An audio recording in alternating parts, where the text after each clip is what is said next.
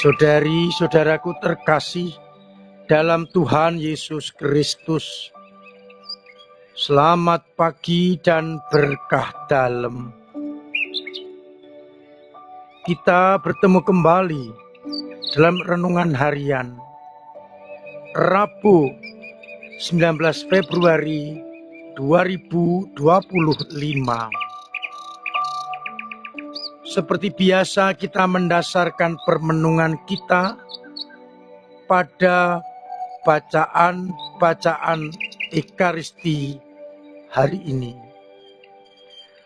Bacaan yang pertama dari kitab Kejadian bab 8 digambarkan bagaimana air bah mulai surut dan bumi menjadi kering. Ditandai ketika burung dilepaskan. Awalnya kembali, berarti belum ada tempat untuk hinggap, berarti belum surut. Dilepaskan kembali yang lain dan didapatkan ada rumput, berarti sudah ada tumbuhan yang muncul. Dan akhirnya ketika dilepaskan dan tidak kembali, disimpulkan bahwa air sudah surut dan bahtera sudah tidak lagi diperlukan. Dan ketika melihat itu, maka Nuh mendirikan mezbah bagi Tuhan dan mempersembahkan kurban kepada Allah. Dan Allah berjanji tidak akan mengadakan atau memusnahkan manusia lagi, meskipun yang didapati adalah kejahatan manusia. Pada Injil kita akan mendengar bagaimana Yesus menunjukkan kuat kuasa Allah dengan menyembuhkan orang yang sakit buta.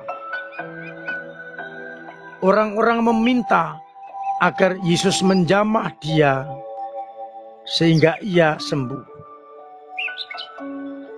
Dalam penyembuhan ini Yesus membawa orang itu keluar kampung dan kemudian mengadakan penyembuhan. Setelah sembuh, orang itu diminta agar tidak kembali ke kampung.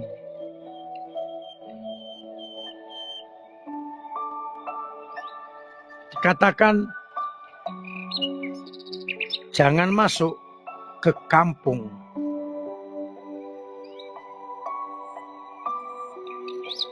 Dia diminta untuk pulang ke rumahnya, mengalami kasih karunia Allah. Saudara-saudaraku terkasih, Allah yang murka akhirnya hatinya luluh oleh kebaikan Nuh. Allah tetap punya hati bagi orang-orang yang setia. Dan akhirnya amarah Allah disurutkan oleh ketulusan hati Nuh. Dalam perjanjian lama kita sering melihat bagaimana hati Allah diluluhkan oleh manusia yang setia, yang taat kepadanya. Kita masih ingat peristiwa Sodom dan Gomora. Lot dan keluarganya diberi keselamatan.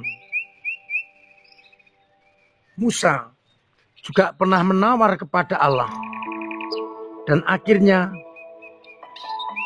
dikabulkan seandainya ada orang yang didapati masih setia kepada Allah. Dengan kata lain, hati Allah tergerak oleh belas kasih. Asalkan orang benar-benar menepati janjinya. Nuh dan tokoh-tokoh melunakkan hati Allah dengan kesetiaan mengikuti perintah dan kehendaknya. Maka mari kita surutkan amarah Allah dengan tindakan-tindakan kita yang sungguh berkenan kepada Allah. Agar akhirnya dunia tidak dihancurkan dan Allah menampakkan belas kasih-Nya. Karena kita mencoba untuk setia kepada Allah. Mudah-mudahan dengan cara ini dunia kita akan tetap terjaga dari kemurkaan Allah. Belas kasih juga ditampakkan dengan penyembuhan orang yang buta. Kita melihat bagaimana kebutaan itu berproses dan berjalan. Yesus menyendirikan orang itu keluar kampung dengan harapan dan dengan maksud agar orang mengikuti Yesus tidak hanya karena mukjizat penyembuhan, tetapi menyadari Dia adalah utusan Allah. Dan orang ini dalam prosesnya melihat pertama tidak jelas, namun akhirnya semakin jelas. Orang bisa kembali melihat kasih karunia Allah dan mengalaminya. Sehingga harapannya semua orang tidak lagi mengalami kebutaan, tetapi mengalami kasih karunia Allah yang harus diwartakan turun-temurun. Agar orang tidak buta hatinya terhadap Yesus, sehingga hanya menangkap Yesus sebagai pribadi anak Yusuf dan Maria. Diharapkan orang sampai pada pengalaman iman. Dialah Mesias yang membuka mata hati kita untuk meninggalkan segala kedosaan kita.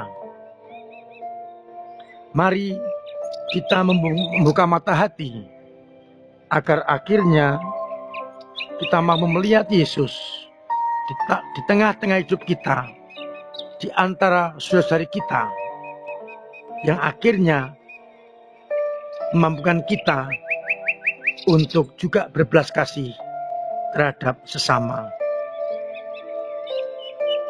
Tuhan memberkati kita sekalian. Amin.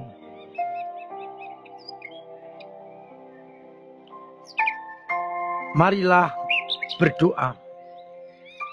Bapa yang penuh kasih, bukalah mata hati kami, agar kami Kau mampukan untuk melihat karya-karya-Mu, dan iman kami semakin mendalam. Semoga hidup dan karya-karya kami sungguh tidak membuat amarah, namun bisa menyurutkan amarah-Mu atas dosa-dosa dunia. Biarlah hidup dan karya-karya kami menjadi pujian bagi nama-Mu. Kuatkan iman kami yang kadang lemah, kadang jatuh, kadang mandek.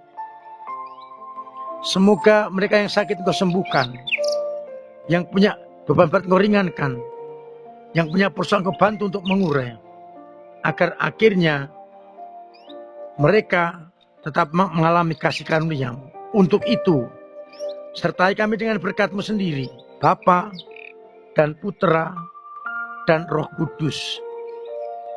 Amin. Saudara-saudaraku terkasih, tetap saya ingatkan untuk memiliki pola hidup yang sehat. Dan semoga banyak dari antara kita yang menjadi pelopor kesehatan. Semoga dengan cara hidup kita masing-masing, banyak orang terinspirasi dan terbantu untuk hidup sehat pula. Terima kasih untuk semua peran panjenengan lewat lingkungan, lewat paroki, dengan doa-doa, tenaga, karya, dan waktu, serta dana yang membawa gereja semakin mampu mewartakan Injil Kerajaan Allah. Semoga akhirnya kita semua boleh berkumpul dalam kerajaannya. Akhirnya saya mengucap selamat pagi, selamat merenungkan, salam sehat, Tuhan memberkati.